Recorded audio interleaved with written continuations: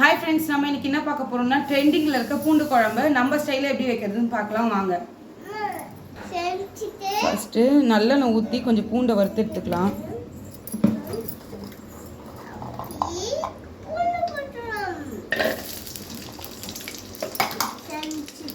இந்த பொரிச்ச பூண்டு எடுத்தாச்சு. இப்போ வெங்காயத்தை சேர்த்துக்கலாம். சின்ன வெங்காயம் ஒரு 1/4 கிலோ அளவில் சின்ன வெங்காயம்.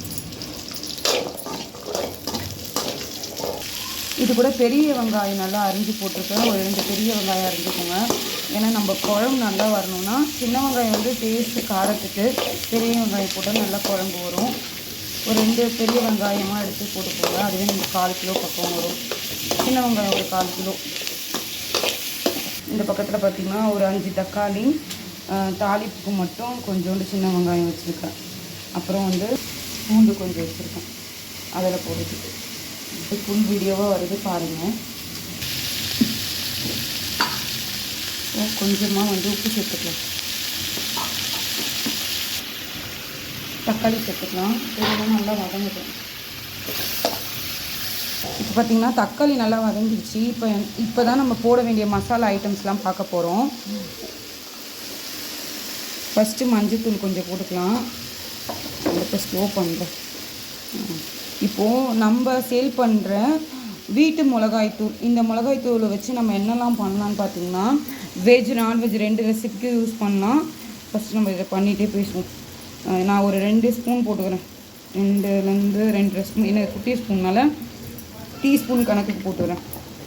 அது கூட கொஞ்சமாக சில்லி பொடி. நம்மளுக்கு இதில் வந்து காரம் வந்து ரொம்ப அதிகமாக இருக்காது, மைல்டாக தான் இருக்கும்.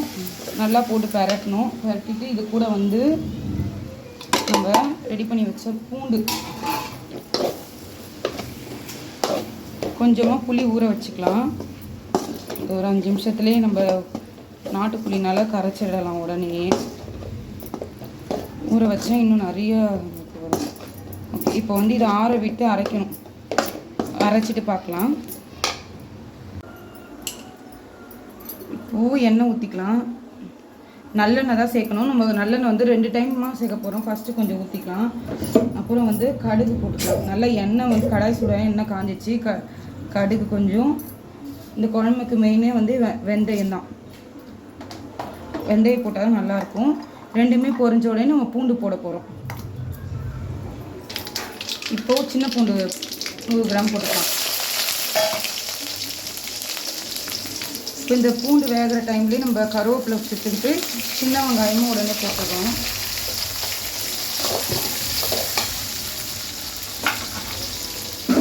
இது கூட கொஞ்சமாக உப்பு,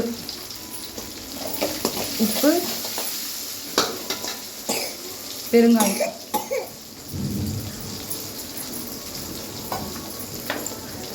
இது நல்லா வதங்கட்டும்.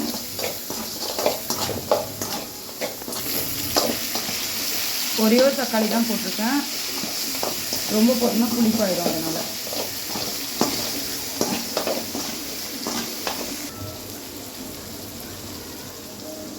இப்போது அரைச்சி வச்சுருக்க பேஸ்ட்டை சேர்த்துக்கலாம்.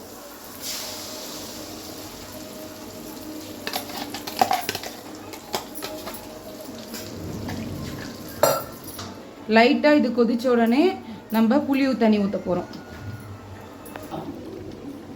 கொதிச்சிட்டே இருக்குது. இப்போ வந்து நம்ம புளி தண்ணி சேர்த்துக்கலாம்.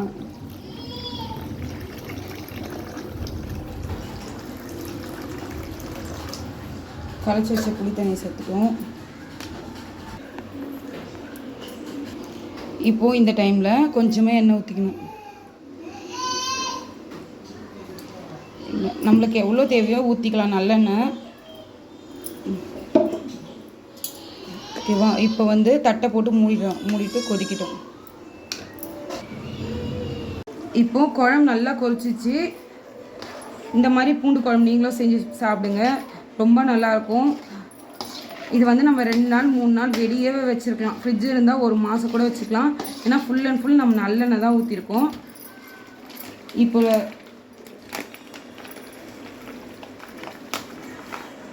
கொஞ்சமாக நாட்டு சக்கரை சேர்த்துக்கிறேன். ரொம்ப வேணாம், லைட்டாக போதும். ஏன்னா நம்ம காரக்குழம்பு எல்லாத்தையுமே சேர்த்தா கொஞ்சம் தூக்கி கொடுக்கும் ஸ்வீட்டு. இந்த காரத்தன்மை எடுத்துட்டு நல்லா இனிப்பாக நல்லாயிருக்கும் குழம்பு. இன்னமும் நல்லெண்ணெய் தலை வேணால் நீங்கள் ஊற்றிக்கலாம், நல்லது தான், ரொம்ப இடுப்புக்கெலாம் நல்லது நல்லெண்ணெய். இந்த மாதிரி ரெசிபி நம்ம சேனல் பிடிச்சிருந்தா லைக் பண்ணுங்கள், ஷேர் பண்ணுங்கள், கமெண்ட் பண்ணுங்கள். நன்றி, வணக்கம்.